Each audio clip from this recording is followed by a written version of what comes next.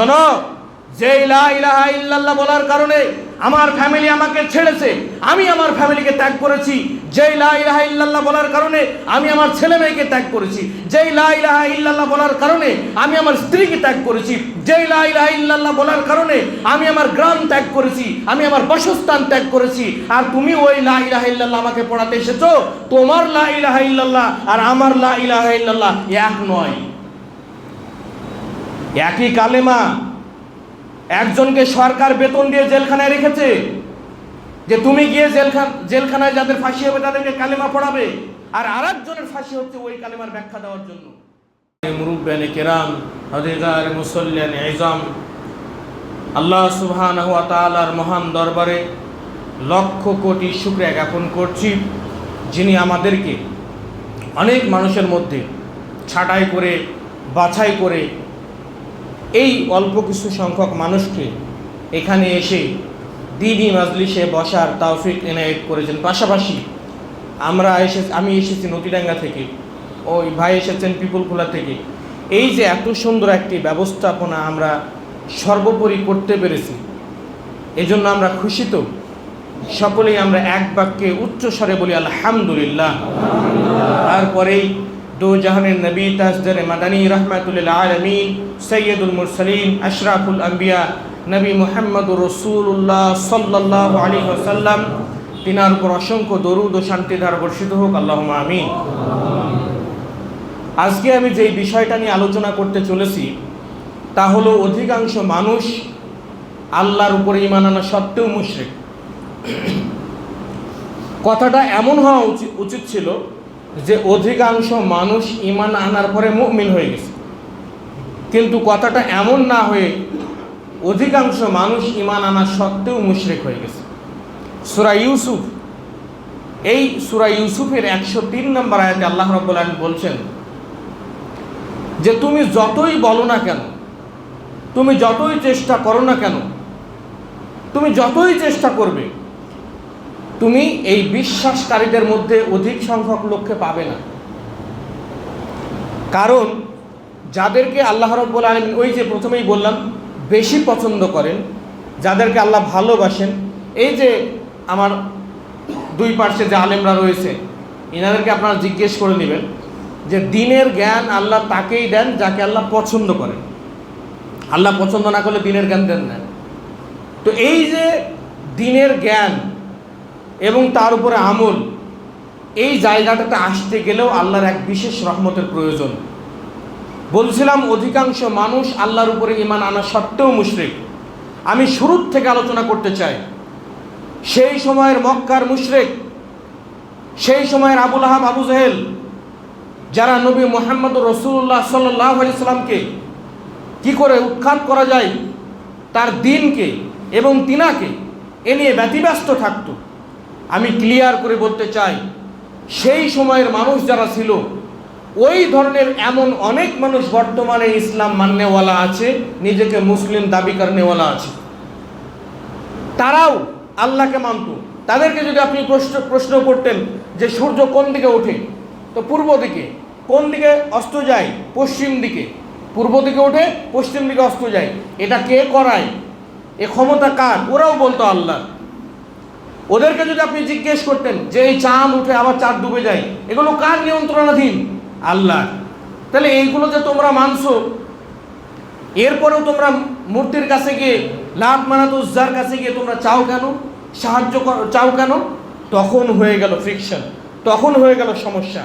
যদি আল্লাহ রাসূল সাল্লাল্লাহু আলাইহি ওয়াসাল্লাম আল্লাহকে মানার কথাই সাধারণভাবে বলতেন, তাহলে বিশ্বাস করুন আল্লাহ রাসূল সাল্লাল্লাহু আলাইহি ওয়াসাল্লামের উপরে কোনো হামলাও হতো না। আল্লাহ রাসূল সাল্লাল্লাহু আলাইহি ওয়াসাল্লামকে মেরে আল্লাহ রাসূল সাল্লাল্লাহু আলাইহি ওয়াসাল্লামের দাঁতকে ভেঙে দেওয়া হয়েছিল। আল্লাহ রাসূল সাল্লাল্লাহু আলাইহি ওয়াসাল্লামের মাথায় আঘাত করে সেখান থেকে রক্তপাত হয়েছিল। এগুলো কখনোই ঘটতো না। শুধু তাই নয়, নিজের বাসস্থান, নিজের পরিবার, সমস্ত কিছু উৎখাত হয়ে মক্কায় থেকে মদিনায় যেতে হতো না। কারণ তাদের মধ্যেও রুবুবিয়্যাত ছিল, তারাও আল্লাহ মানত। কিন্তু কিছু ক্ষেত্রে তাদের সাথে আল্লাহ রাসূল সাল্লাল্লাহু আলাইহি ওয়াসাল্লামের সমস্যা বাধত, ফ্রিকশন হতো। সেটা কি? উলুহিয়াতে। তারা লা ইলাহা ইল্লাল্লাহ, এটার যে মূল দাবি, কোনো মাবুদ নাই, কোনো উপাস্য নাই, কেউ নাই, উপাসনা করব এমন কেউ নাই আল্লাহ ছাড়া, এইভাবে তারা ঈমান নিয়ে আসেনি। আর এইভাবে তারা ঈমান নিয়ে আসেনি। আর এই কথাগুলো যখন নবী মুহাম্মদ রাসূলুল্লাহ সাল্লাল্লাহু আলাইহি ওয়াসাল্লাম বলেন, তখনই তিনার উপরে এই যত রকমের যন্ত্রণা, যত রকমের সমস্যা শুরু হলো। আর যদি এই কথা আল্লাহ রাসূল না বলতেন, তাহলে কার সাহস সেই সময়ের সবচেয়ে সম্ভ্রান্ত পরিবারে জন্ম নবী মুহাম্মদ রাসূলুল্লাহ সাল্লাল্লাহু আলাইহি ওয়াসাল্লামের সেই সময়ের সবচেয়ে সম্ভ্রান্ত বংশীয় ঘরের ছেলে, কুরাইশ বংশে। আর এমন একটা বংশে আল্লাহ রাসূল সাল্লাল্লাহু আলাইহি ওয়াসাল্লামের জন্ম হয়েছে, নেতৃত্ব দেয় তারা, তার আপন চাচারা, তারা নেতা। তা সেই নেতাদের ফ্যামিলির ছেলে কে কথা বলবে, কে বিরুদ্ধে যাবে, কার সাহস হয়? কারো সাহস হয় না। কিন্তু যখন আল্লাহ রসুল সমস্ত কিছুকে বাতিল বলে, সমস্ত কিছুকে ত্যাগ করে এক আল্লাহর উপরে ঈমান নিয়ে আসার কথা বলে, তখন তারাই আল্লাহ রসুলের বিরুদ্ধে চলে গেল। আরো একটু ক্লিয়ার করে দেই। আমরা জানি যে লা ইলাহা ইল্লাল্লাহ, কোনো উপাস্য নাই আল্লাহ ছাড়া। এই লা ইলাহা ইল্লাল্লাহ এই কথা কাউকে জেল পর্যন্ত পৌঁছে দিয়েছে, এবং এই কথা কাউকে ফ্ল্যাট, বাড়ি, জমি জায়গা অনেক কিছু করে দিয়েছে। সাইয়েদ কুতুব যখন মিশরের কারাগারে বন্দী, তখন তিনাকে ওই মিশরের ওই কারাগারের একজন আলেম যখন ফাঁসির রায় হয়ে গেল, তখন তার আগের দিন রাত্রিবেলাতে কালেমা পড়ানোর জন্য গেলেন। মুসলিম দেশে এমন হয়, যখন কোনো ব্যক্তির ফাঁসির রায় হয়ে যায়, যখন জেলখানার মধ্যে অবস্থান করে, তখন ওই জেলখানার একজন ইমাম সাহেব গিয়ে তাকে কালেমা পড়িয়ে দেয়। এইভাবে সাইয়েদ কুতুবকে যখন কালেমা পড়ানোর জন্য ওই ইমাম সাহেব গেলেন, এরপরে বললেন তুমি কে? তখন সেই আলেম সাহেব বললেন যে আমি হচ্ছি এই জেলখানার একজন ইমাম সাহেব, আমি দোয়া দরুদ শিখাই, আমি মসজিদে নামাজ পড়াই, এই হচ্ছে আমার কাজ। তো তুমি কেন এসেছো আমার কক্ষে? আমি এসেছি আপনাকে কালেমা পড়াবো, আপনি বলুন আমার সাথে সাথে লা ইলাহা ইল্লাল্লাহ মুহাম্মাদুর রাসূলুল্লাহ। তখন উনি চমকে গেলেন। উনি বললেন, আরে এই কালেমা পড়ার জন্যই তো আমি জেলখানায় এসেছি, এই কালেমা পড়েছি, এই কালেমার ব্যাপারে বই লিখেছি বলেই তো আজকে আমার স্থান এখানে। আর এই কালেমা তুমি আমাকে আবার মৃত্যুর আগে জেলখানাতে পড়াতে এসেছো, মানে কি? সাইয়েদ কুতুব যখন বই লিখেছিলেন, যখন উনি বললেন যে পৃথিবীর সমস্ত রকমের তাগুত, পৃথিবীর সমস্ত রকমের শক্তি, পৃথিবীর সমস্ত রকমের শক্তির উৎসকে আমরা মানি না, বাতিল বলে আমরা ধ্বংস করে দিতে চাই, উৎখাত করে দিতে চাই, আমাদের সমাজ থেকে ঝাঁটা মেরে বিদায় করতে চাই। শুধুমাত্র শক্তির একটি উৎস, একটি স্থান, একটি জায়গা, সেটি হচ্ছে আল্লাহর শক্তি। এইভাবে আমরা দিনের প্রচার করতে গিয়ে, এইভাবে লা ইলাহা ইল্লাল্লাহর ব্যাখ্যা দিতে গিয়ে তো আজকে জেলে। তখন ওই ইমাম সাহেবকে বললেন, শোনো, যে লা ইলাহা ইল্লাল্লাহ বলার কারণে আমার ফ্যামিলি আমাকে ছেড়েছে, আমি আমার ফ্যামিলিকে ত্যাগ করেছি। যেই লা ইলাহা ইল্লাল্লাহ বলার কারণে আমি আমার ছেলে মেয়েকে ত্যাগ করেছি। যেই লা ইলাহা ইল্লাল্লাহ বলার কারণে আমি আমার স্ত্রীকে ত্যাগ করেছি।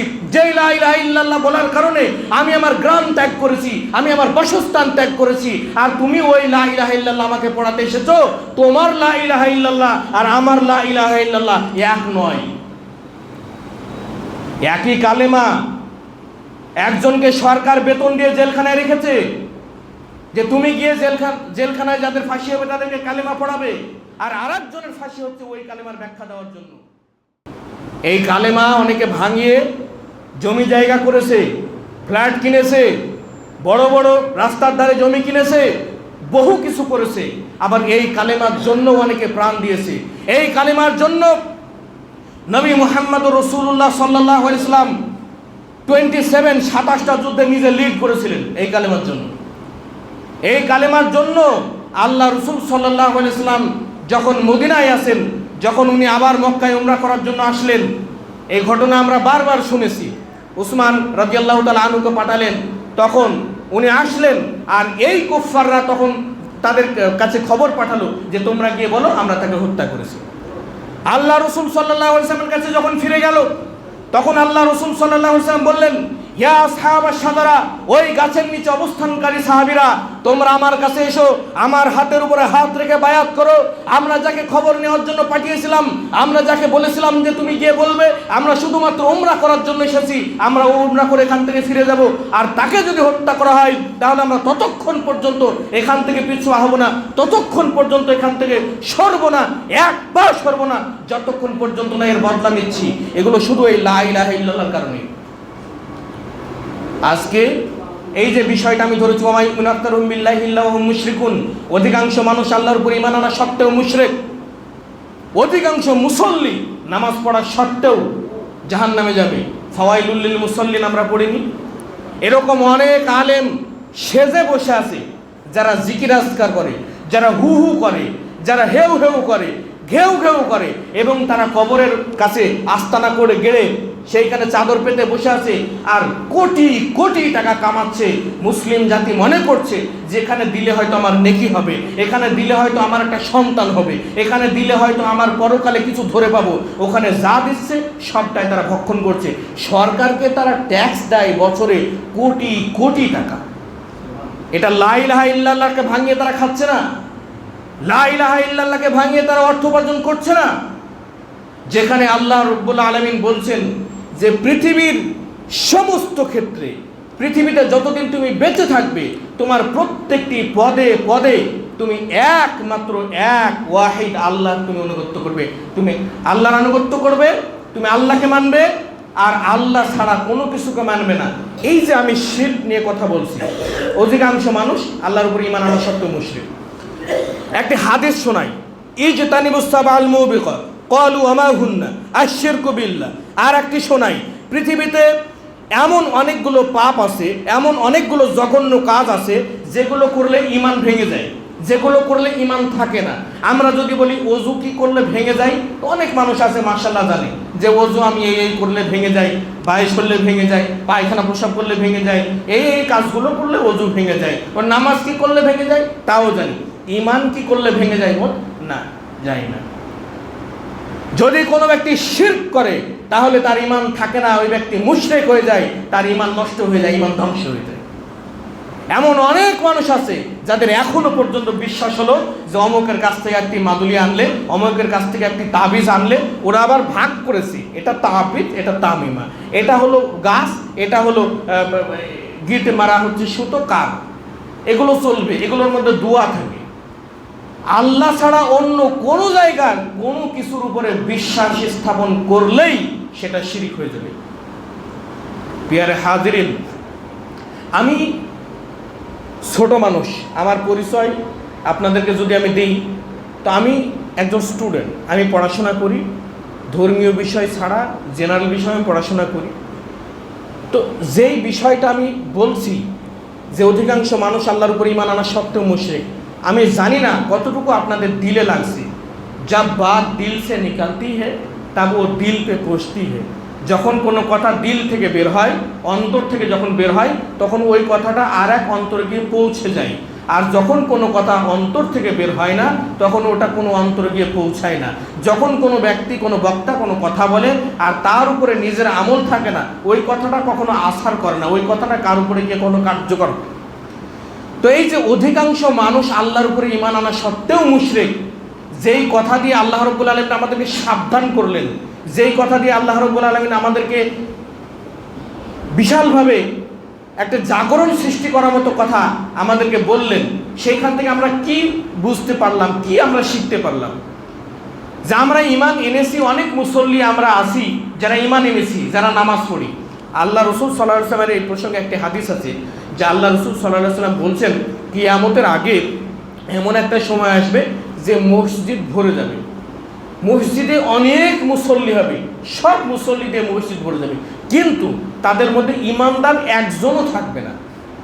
কি থাকবে না? ঈমানদার থাকবে না। আর একটি আয়াত দিই, ওয়াকিমিস সালাহ ইন্নাস সালাতা তানহা আনিল ফাহশাই ওয়াল মুনকার। তোমরা সালাত কায়েম করো, নিঃসন্দেহে সালাত অশ্লীল, খারাপ যে বর্বর কাজ আছে, নোংরা কাজ আছে, এই সমস্ত কাজ থেকে তোমাকে দূরে রাখে। এমন অনেক আপনি মুসল্লি দেখতে পাবেন, আপনি হামেশাই দেখতে পাবেন ওই মুসল্লিগুলো 5 ওয়াক্তের নামাজি, ঘটা পড়ে গেছে, তাদেরকে দেখলে মনে হয় যে এরাই মনে হয় সমাজের সবচেয়ে বেশি মুরব্বী, আর এদের মতো ভালো মানুষ হয়তো আর নাই। কিন্তু বিশ্বাস করুন, আপনি দেখবেন কোনো রকমের খারাপি থেকে তারা এখনো নিজেকে বাঁচাতে পারেনি। এখনো তারা দিব্যি খারাপ কাজ করে যাচ্ছে, এখনো তারা হারাম খেয়ে যাচ্ছে, এখনো তারা সুদ খেয়ে যাচ্ছে, এখনো পর্যন্ত তারা সুদ ভক্ষণ করছে, এখনো পর্যন্ত তাদের মধ্যে গ্রুপ লোন আছে, এখনো পর্যন্ত তারা সরকারের এই যে টাকাগুলো 2 নাম্বারি করে নিচ্ছে, 100 দিনের টাকা, ঘর বাড়ি যেগুলো আসছে সব তারা অন্যায়ভাবে ভক্ষণ করছে। কিন্তু তারপরেও তারা মুসল্লি, তারপরেও তারা নামাজ পড়ে। ফাওয়াইলুল লিল মুসাল্লিন, ওয়াইল নামক জাহান্নাম ওই সমস্ত মুসল্লিদের জন্য। ওয়াইল একটা জাহান্নামের উপত্যকা। ওয়াইল হচ্ছে এমন একটা জাহান্নামের জায়গা, আপনি যেতে যেতে আপনার মনে হবে ওই জায়গাটা বেশি গভীর, আপনি যেতে যেতে মনে হবে ওই জায়গাটায় পা দিলে আপনি পড়ে যাবেন। এমন একটি জায়গা যেইখানে জাহান্নামীদের খাবার দেওয়া হবে রক্ত, পুজ, গন্ধযুক্ত খাবার। এটা নামাজিদের জন্য। কারণ নামাজ শুধুমাত্র আমি 5 ওয়াক্ত পড়বো, আমি কিছু বুঝবো না, আমার মধ্যে এখনো শিরক থেকে গেল, আমার মধ্যে এখনো মুশরিকি কারবার থেকে গেল। আর যেই শিরক করলে আল্লাহ রাব্বুল আলামিন বলছেন ওয়ামাই ইউশরিক বিল্লাহি ফাকাদ হারামাহুল্লাহু আলাইহিল জান্নাহ, যেই ব্যক্তি শিরক করে ওর জন্য আমার জান্নাতকে আমি হারাম করে দিয়েছি। এরপরেও আমরা তাবিজ লটকাই, এরপরেও আমরা কার পরে নিয়ে গিয়ে বেঁধে দেই। আমি একটি তাবিজ খুলেছিলাম, তাবিজ খোলার পরে আমি দেখছি ওই প্রথমে মোমবাতিকে ছাড়িয়ে তারপরে দেখছি একটি কাগজ, আর কাগজটা যখন আমি খুলেছি তখন দেখছি তার মধ্যে নাম্বারিং করা, আরবিতে বেশ কিছু নাম্বার। আমি এগুলো পড়াশোনা করে ওই যে আপনার সোলেমানি হাকিকত, তারপরে আপনার ওই তাবিজ লেখার যে সমস্ত বই আছে, আমি বেশ কিছু বই একত্রিত করে আমি পড়াশোনা করে আমি যেটুকু বুঝতে পেরেছি আমার অ্যাকর্ডিং টু মাই নলেজ, আমি বুঝেছি যে এইগুলোর উৎস হচ্ছে শয়তান। সব শয়তানি কর্মকাণ্ডগুলো এগুলো যারা করছে সে আলেম সেজে থাকুক আর না সেজে থাকুক, ও একজন শয়তানের কাছে মুরিদ হয়ে বসে আছে, আর সেই জিন শয়তান ওকে ওইগুলো শিক্ষা দেয়, আর ওইগুলো দিয়েও মানুষকে কুফরি করায়। আজকে এদেরকে সমাজ থেকে উৎখাত করে দিতে হবে। শুধুমাত্র এই পাঞ্জাবি পরবে আর জুব্বা পরবে আর মাথার উপরে টুপি থাকবে আর পাগড়ি থাকবে আর দিন বেচে খেয়ে চলে যাবে, কোরআন বেচে খেয়ে চলে যাবে, হাদিস বেচে খেয়ে চলে যাবে। আজকে যদি তাদেরকে বলা হয় তাগুত উৎখাত করতে হবে, আজকে যদি তাদেরকে বলা হয় তাওহীদের দাওয়াত দিতে হবে, আজকে যদি তাদেরকে বলা হয় কোরআন ও হাদিস প্রতিষ্ঠিত করতে হবে, শুধু কোরআন ও হাদিস সুর করে একটু করে পড়বো আর তাকে তুলে রাখবো, মাঝে মধ্যে চুমু খাবো, বুকে ধরবো, এর জন্য কোরআন আসে নাই। বরং কোরআনের প্রত্যেকটি কথা সমগ্র বিশ্বের মানুষের জন্য মেনে নেওয়া ফরজ, এবং সেই অনুযায়ী তাদের জীবন যাপন করতে হবে, এবং এক্ষেত্রে তারা ওইভাবে জীবন যাপন করতেই বাধ্য। আর সেই কোরআনকে তারা তাবিজের ব্যবসা হিসেবে কাজে লাগাচ্ছে, সেই দিনই শিক্ষাকে তারা তাবিজের ব্যবসা হিসেবে কাজে লাগাচ্ছে। আমি বলতে চাই ওই হুজুরগুলো, ওই হুজুরের থেকে ভালো পোশাক আবু জেহেলের ছিল, ওই হুজুরের থেকে ভালো পোশাক উতবা সাহেবার ছিল, ওই হুজুরের থেকে ভালো পোশাক আবু জেহেলের ছিল। পোশাক দিয়ে সব কিছু হয় না, কোরআন বেচে হাদিস বেচে তারা বড় বড় আজকে বিল্ডিং করে বড় বড় জায়গা কিনে প্রতিষ্ঠিত হচ্ছে। আর সেই জায়গা থেকে সাধারণ মানুষ দাওয়াতি কাজে নেমে দাওয়াত দিয়ে বেড়াচ্ছে। যারা ইলম অর্জন করেছে, ইলম ছড়াতে গিয়ে এদেরকে কত কথা শুনতে হয়, কত কটু কথা বলে, কত মানুষ মারার প্ল্যান করে, কত মানুষ ঠাট্টা করে, কত মানুষ ইয়ারকি করে। বিশ্বাস করুন, আল্লাহ রসুল সাল্লাল্লাহু আলাইহি সাল্লাম যখন রাস্তা দিয়ে যেতেন, মক্কার মুশরিকরা আল্লাহ রসুলকে দেখে ঠাট্টা করতেন, বিদ্রুপ করতেন। যারা মুসল্লিদেরকে দেখে, যারা দাওয়াতি টিমকে দেখে, যারা দাওয়াত দিচ্ছেন তাদেরকে দেখে যারা ঠাট্টা বিদ্রুপ করে, বুঝতে হবে এদের সাথে আর ওই মক্কার মুশরিকদের সাথে কোনো পার্থক্য নাই। কথা ক্লিয়ার? প্রিয় হাজিরিন, ইসআল নাফসাক, নিজেকে প্রশ্ন করুন, আজকে আমাদের অবস্থান কোথায়? আজকে আমাদের অবস্থান কোথায়? আজকে আমরা প্রকৃত ঈমানওয়ালা হতে পারিনি। আমাদের ঈমানে দুর্বলতা রয়েছে, আমাদের ঈমানে সংকীর্ণতা রয়েছে। আমরা আমাদের ঈমানকে আগে মজবুত করি। কারণ হচ্ছে কি, একজন মানুষের ঈমান টিকে থাকে ন্যায় পরায়ণতার মধ্য দিয়ে। একজন মানুষ যদি ন্যায় পরায়ণ হয়, তাহলে তার উপরে ভিত্তি করে তার নামাজ, তার উপরে ভিত্তি করে তার রোজা, তার উপরে ভিত্তি করে তার হজ।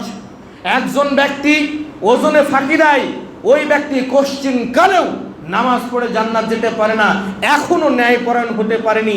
ন্যায়পরায়ণতার উপরে ভিত্তি করেই তার ঈমান টিকে থাকে। যেই ঈমান সে পোষণ করছে, এর দ্বারা 1 পয়সার উন্নতি হবে না। একজন ডাক্তার, MBBS ডাক্তার হসপিটালে চিকিৎসা করছেন, তার কাছে আপনি রোগ দেখাতে গেলে ওই ডাক্তার আপনাকে বলে যে এইগুলো হসপিটালে এইভাবে দেখিয়ে হয় না, আপনি এক কাজ করুন, আমি সোমবার থেকে রবিবার অমুক জায়গায় চেম্বার করে ওখানে আসুন, 200 টাকা ফিস, ভালো চিকিৎসা হবে। কেন গোটা তুমি যে এই হসপিটালে চিকিৎসা করছো এর জন্য তোমাকে টাকা দেওয়া হয় না? তোমাকে তো বিস্তর টাকা দেওয়া হয়, এরপরে তোমার পার্সোনাল চেম্বারে যেতে হবে কেন? সে তার দায়িত্বে, সে তাকে যেই কাজ দেওয়া হয়েছে সেই জায়গাতে সে এখনো ন্যায়পরায়ণ হতে পারেনি। ডাক্তার হয়েছে, ন্যায়পরায়ণ হতে পারেনি। একজন স্কুলের মাস্টার, স্কুল টিচারকে বলা হচ্ছে যে স্যার আমি এই অঙ্কটা বুঝতে পারলাম না, আর একবার দেখিয়ে দেবেন। বলে তুই আমার কাছে কোচিং নিস, ওই সব ছেলেগুলো তো যাচ্ছে, তুইও যাবি, আমি ওখানে তোকে এটা ভালো করে বুঝিয়ে দেবো। মাস্টার হয়েছে, বেতন থাকতে পারে, ন্যায়পরায়ণ এখনো হতে পারেনি।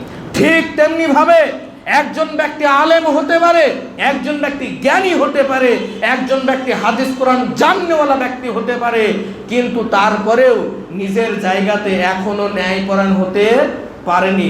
এরকম অনেক হুজুর রয়েছে, এক শ্রেণীর হুজুর দিয়ে জাহান্নাম উৎপাদন করা হবে। আমরা বারবার এই কথা বলি, কিন্তু তারপরেও আমাদের কথা মানুষ কর্ণপাত করে না, আমাদের কথা মানুষ শোনে না। পিয়ারে হাজিরিন, আমার থেকে বড় বড় আলোচক আছেন, আমি ছোট মানুষ, আমি খুব বেশি জ্ঞানের অধিকারী নিজেকে মনে করি না। যেটুকু আমি জানি সেটুকু থেকে আপনাদেরকে বলার চেষ্টা করলাম। পরিশেষে আল্লাহর কাছে কিছু দোয়া রেখে আমি আমার বক্তব্য শেষ করব। ওগো আল্লাহ, এই যে পাঁচগাছির মোড়ে এই মসজিদে আমরা একত্রিত হয়েছি, যেই মানুষ কটা, আমাদের উদ্দেশ্য হলো সাক্কাভাবে দিন শিক্ষা এবং সেই অনুযায়ী আমল করা। আমরা যতটুকু আজকে শিখব, যতটুকু আজকে আমরা জানবো, ঠিক ততটুকুই নিজের আমলে নেওয়ার চেষ্টা করব। রাজি আছি ইনশাআল্লাহ। আল্লাহ আমাদের এই দ্বীনি মাজলিসকে তুমি কবুল করো, বলি আমিন। ওয়া আখির দাওয়ানা আনিল হামদুলিল্লাহি রাব্বিল আলামিন।